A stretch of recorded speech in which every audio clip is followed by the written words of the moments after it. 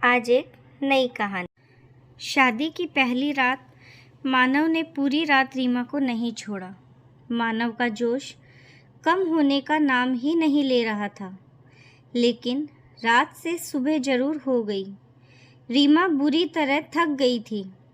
उसने मानव से गुजारिश की, बस भी करो, अब सुबह होने को आई है। मानव ने बड़ी कोशिश करके खुद को रोका, लेकिन रीमा का पूरा शरीर पहली रात बुरी तरह थक गया था। मानव तो बाद में सो गया, लेकिन सुबह होने के कारण रीमा को उठना पड़ा। शरीर में ताकत ना होते हुए भी वह तैयार हुई, एक नई नवेली दुल्हन की तरह, और बाहर आई। हाथों में लाल हरी कांच की चूड़ियां, माथे पर बिंदी, सर में सिंदूर, पायल की छन छन करती हुई आवाज। सुंदर तो रीमा थी ही, लेकिन इस सिंगार ने उसकी खूबसूरती में चार चांद लगा दिए थे।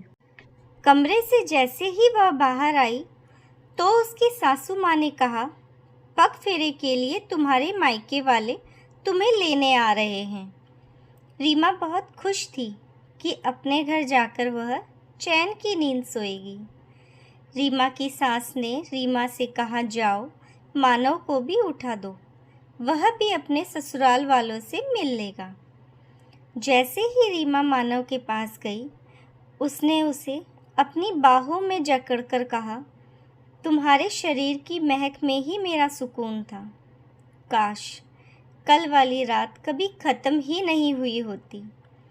जैसे तैसे रीमा ने खुद को छुड़ाया और कहा, मेरे मायके वाले आए हैं, मुझे जाना होगा। यह सुनते ही मानव गुस्सा हो गया, लेकिन रस्म थी तो कुछ बोल भी ना सका।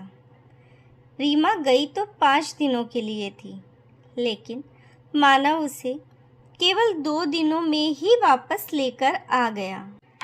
इस बीच रीमा की सास को भी जरूरी काम से शहर से बाहर जाना पड़ा।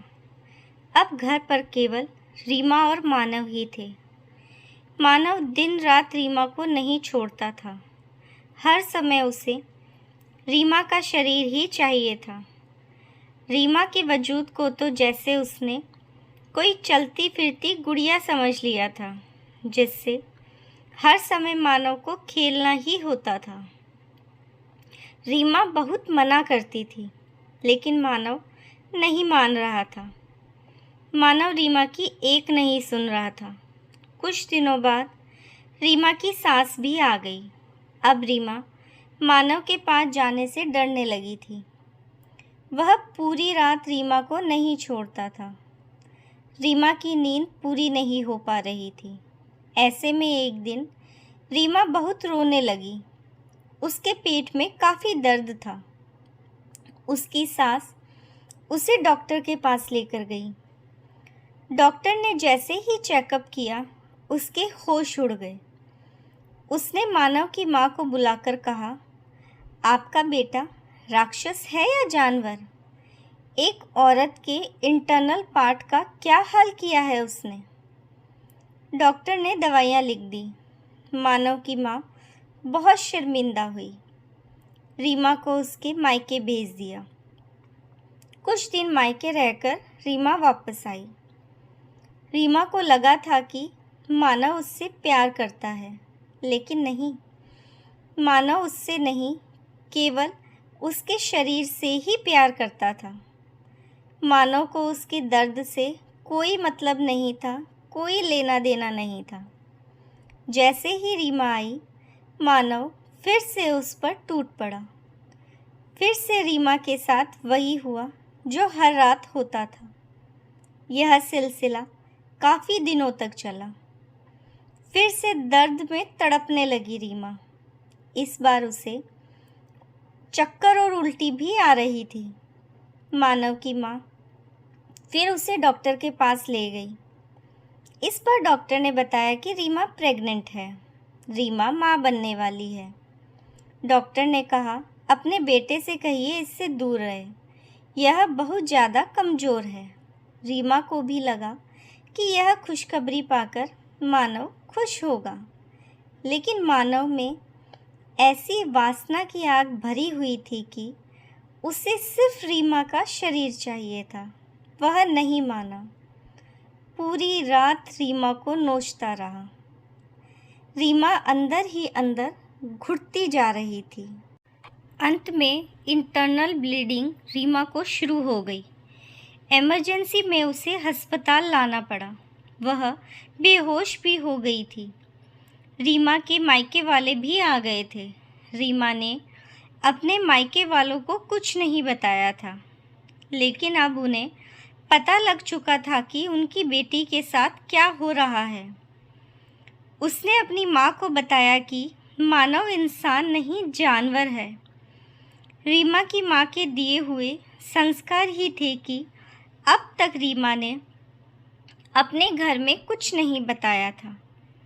चुपचाप सब कुछ सहे जा रही थी। वह अपना बच्चा भी खो चुकी थी। समाज की परवाह न करते हुए रीमा के माता पिता ने उसका साथ दिया। रीमा को वापस अपने घर ले गए, तलाक का केस फाइल किया और रीमा को उस जानवर से छुटकारा दिलवाया। रीमा फिजिकली और मेंटली बहुत ज़्यादा वीक हो चुकी थी, कमज़ोर हो गई थी। ऐसे में रीमा के माता पिता उसकी ढाल बनकर उसके साथ खड़े हुए। इस बीच मानव ने भी दूसरी शादी कर ली। दूसरी बीवी के साथ भी वह वही सब कर रहा था जो वह रीमा के साथ करता था। लेकिन मानव की दूसरी बीवी बहुत चालाक थी। वह मानव की पूरी प्रॉपर्टी अपने नाम करवाकर मानव को छोड़कर चली गई। मानव सड़क पर आ गया था।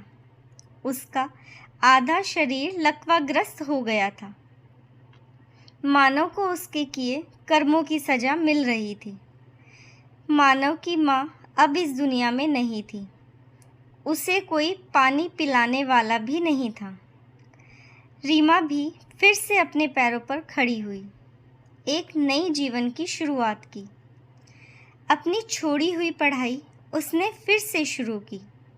बहुत बड़ी वकील बनी और ना जाने कितनी ही प्रताड़ित महिलाओं के जीवन का सहारा भी।